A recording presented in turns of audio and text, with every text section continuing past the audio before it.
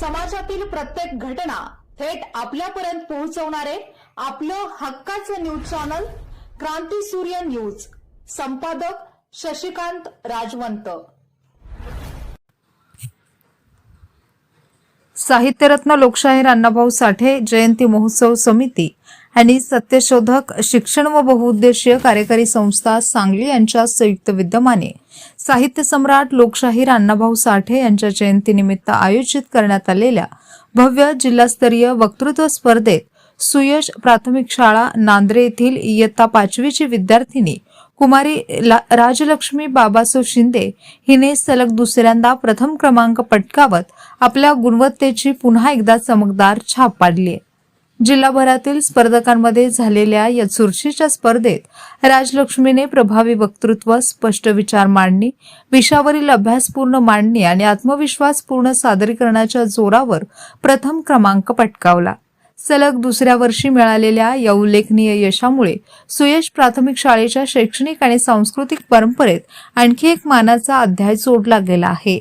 राजलक्ष्मीच्या या यशामागे तिची मेहनत, पालकांचे प्रोत्साहन आणि शिक्षकांचे मार्गदर्शन महत्वाचे ठरले. तिच्या या उल्लेखनीय कामगिरीबद्दल शाळेचे मुख्याध्यापक, सर्व शिक्षक, शिक्षकेतर कर्मचारी, पालक आणि नांद्रे परिसरातील नागरिकांनी तिच्यावर अभिनंदनाचा वर्षाव केला आहे. राजलक्ष्मीने मिळवलेल्या या यशामुळे इतर विद्यार्थ्यांनाही वक्तृत्व, वाचन आणि व्यक्तिमत्व विकासासाठी प्रेरणा मिळाली असून भविष्यातही ती राज्यस्तरावर यश मिळवून नांद्रे आणि सांगली जिल्ह्याचे नाव उज्ज्वल करेल असा विश्वास व्यक्त करण्यात आला आहे.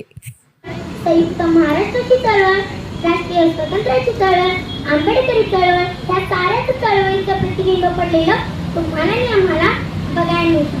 अण्णाभाऊ साठेंच्या साहित्यातनं किंवा अण्णाभाऊंनी आपल्या लेखणीच्या माध्यमातून मराठी साहित्यातल्या प्रत्येक प्रभावाला, प्रत्येक प्रकाराला प्रभावित करून टाकले. त्यात अण्णाभाऊ साठेंची दखल मराठी सारस किंवा मराठी साहित्य विश्व मात्र घेऊ शकलं नाही.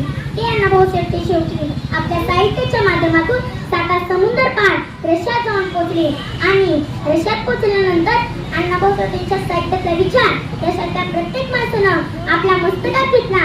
अण्णाभाऊंना हृदयात पेरलं, अण्णाभाऊंना उमऱ्यापर्यंत पेरलं, अण्णाभाऊंना डोक्यात घेतलं आणि डोक्यावरती घेऊन सुद्धा देशातला प्रत्येक माणूस नाचायला लागला.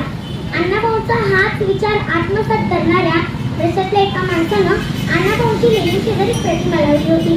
कालांतराने तिथे प्रतिक्रांती झाली आणि चौकाचौकातले लेणीचे पुतळे उद्ध्वस्त करण्यात आले. परंतु ज्या चौकात किंवा ज्या ठिकाणी अण्णाभाऊ साठेंची प्रतिमा लावली होती त्या लेणी शेजारच्या प्रतिमेला मात्र हात लावला गेला नाही. मला वाटतं जगाच्या पाठीवरती अण्णाभाऊ साठेंची जी प्रतिमा किंवा अण्णाभाऊ साठेंची छबी निर्माण झालेली ती छबी मराठी सारस्वतात निर्माण होणं मला अत्यंत आवश्यक वाटतं. असा हा थोर साहित्यिक कामगारांचा कैवारी 18 जुलै 1969 रोजी काळाच्या पडद्यात आड गेला. म्हणून जाता जाता एवढंच म्हणावीसे वाटते की शब्दांची खाण महाराष्ट्राची शान, अण्णाभाऊंनी मिळवला साता समुद्र पार रशियातही सन्मान, मग काय मिळू नये या थोर साहित्यिकाला. भारतरत्न महान, भारतरत्न महान. धन्यवाद.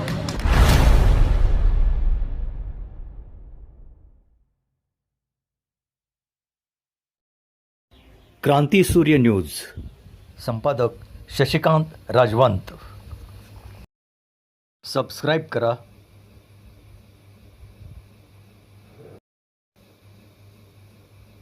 बेल आयकॉनला क्लिक करा